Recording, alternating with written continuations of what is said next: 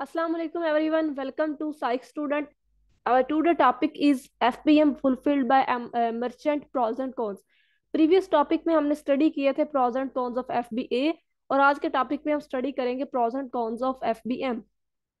अगर हम fulfilled by merchant करते हैं तो उसके क्या फायदे हैं क्या नुकसान हैं। सबसे पहले हम एडवांटेजेस की बात करते हैं।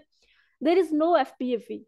हमने FBA में देखा था कि हमें 10 to 15% जो है हर ऑर्डर पे अमेजोन को फीस पे करनी होती है क्योंकि हमारी इन्वेंट्री अमेजोन मैनेज कर रहा होता है। And here is no FBA fee if you fulfill the orders yourself. This will save you 10 to 15% पर ऑर्डर। और अगर आप अपनी इन्वेंट्री खुद मैनेज कर रहे हैं, अपने ऑर्डर्स खुद मैनेज कर रहे हैं, तो FBA फीस आपको नहीं पे करनी पड़ती, जिससे आपके हर ऑर्डर पे 10 to 15% जो चार्जेस होते हैं वो आपके सेव हो जाते हैं। Businesses with established fulfillment warehouse will be able to seamlessly add Amazon orders to their system. अगर आपकी इन्वेंट्री Amazon के वेयर हाउस में पड़ी है और Amazon के सिस्टम में कोई भी मसला होता है तो वो आपके ऑर्डर्स पर भी अफेक्ट होगा। लेकिन अगर आपके अपने वेयर हाउस में आपके पास आपकी इन्वेंट्री पड़ी है तो आप बगैर किसी रुकावट के Amazon के ऑर्डर्स को फुलफिल कर सकते हैं। यहाँ पे इसके आगे कॉन्स की बात हो रही है, डिसएडवांटेजेस की बात हो रही है कि अगर हम FBM चूज करते हैं तो हमें उसके नुकसान क्या होंगे। Order fulfilment will be your responsibility as the merchant. अगर आप FBM कर रहे हैं तो आपको अपने ऑर्डर्स को फुलफिल करने की रिस्पॉन्सिबिलिटी खुद लेनी होगी। Amazon आपकी इन्वेंट्री को मैनेज नहीं करेगा। You will have to make sure orders are confirmed and shipped within the delivery window to avoid issues with your account health which could cause your account to be suspended. अगर आप हम पीछे देख के आए थे कि अगर ऑर्डर जो है वो लेट फुलफिल होता है या ब्रेक हो जाता है तो उसकी रिस्पॉन्सिबिलिटी Amazon लेता है और वो आपके अकाउंट पे आने वाले नेगेटिव फीडबैक को रिमूव कर देता है।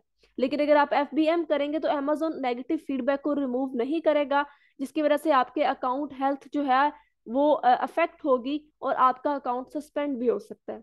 Merchant fulfilled SKUs do not have the prime badge. अगर आप FBM कर रहे हैं तो FBM के पास आपके पास प्राइम बैज नहीं होगा unless you are enrolled in the seller fulfilled prime. जब तक आप सेलर फुलफिल्ड प्राइम में इनरोल नहीं हो जाते। FBA में Amazon हमें प्राइम बैच देता है, लेकिन अगर आप FBM कर रहे हैं तो FBM में प्राइम बैच उस वक्त तक नहीं होता जब तक आप सेलर फुलफिल्ड प्राइम में इनरोल ना हो जाए। आपको सेलर फुलफिल्ड प्राइम में इनरोल होना पड़ता है, फिर आपको प्राइम बैच मिलता है। जबकि FBA में जब होते हुए आपको प्राइम बैच हासिल करने के लिए सेलर फुलफिल्ड में इनरोल नहीं होना पड़ता। All customer service issues will be the responsibility of the merchant since all the orders will be fulfilled by the merchant. जो भी कस्टमर सर्विस के इश्यूज हैं, ठीक है, किसी कस्टमर का जो ऑर्डर है वो उसको लेट रिसीव हुआ है या वो ब्रेक हो चुका है, उसकी सारी रिस्पॉन्सिबिलिटी आप लेंगे, मर्चेंट लेगा, ठीक है, Amazon नहीं लेगा। ऑर्डर को फुलफिलमेंट करने की तमाम रिस्पॉन्सिबिलिटी मर्चेंट की होगी। Merchant fulfilled SKUs will have a more difficult time maintaining the buy box, even if they are the only one seller. This is due to Amazon's complex buy box algorithm.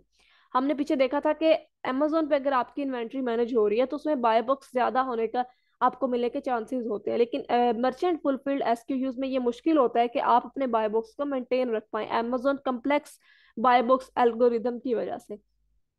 Inventory will need to be managed both on and off Amazon to avoid receiving orders for units you do not have. इसमें ये होता है कि आपको अगर आप FBM कर रहे हैं तो Amazon के अंदर और बाहर आपको अपनी इन्वेंट्री खुद मैनेज करनी होती है, ठीक है। अगर कहीं भी कोई ऑर्डर रिसीव हुआ है, कोई ऐसा आपको यूनिट ऑर्डर रिसीव हो जाता है जो यूनिट आपके पास पड़ा ही नहीं है, तो अगर आपके पास किसी एक यूनिट की इन्वेंट्री खत्म होती है तो आपका फौरन इन्वेंट्री मैनेजमेंट में जाके अपने अकाउंट पे जाके उसको मेंशन करना होता है किस चीज़ की इन्वेंट्री खत्म हो गई है, इसको आपकी नई इन्वेंट्री चाहिए इस यूनिट की।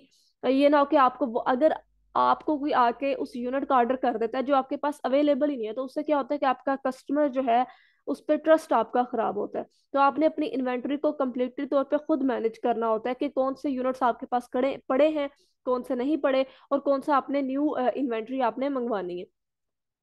तो जब हमने FBA के भी प्रोज एंड कॉन्स देखे हैं, FBM के भी प्रोज एंड कॉन्स देखे हैं, तो अब हमें ये तो समझ आ गया होगा कि कौन सा मेथड इन दोनों में से इफेक्टिव है, बेस्ट है। Which method is more effective as is apparent above. जैसा कि हमने ऊपर एफपीएम और एफबीए के दोनों के फायदे और नुकसान देखे हैं, तो हमें ये पता चलता है, मालूम होता है कि the FBM method is a more effective fulfilment method for any business selling on Amazon। FBA method जो है वो ज्यादा इफेक्टिव है। वो क्यों इफेक्टिव है वो हम पीछे डिटेल से पढ़ के आ गए हैं। More recommended all sellers utilize Amazon's fulfilment services for more efficient order fulfilment. तो ये हमारा आज का टॉपिक था, pros and cons of FBM. Thank you.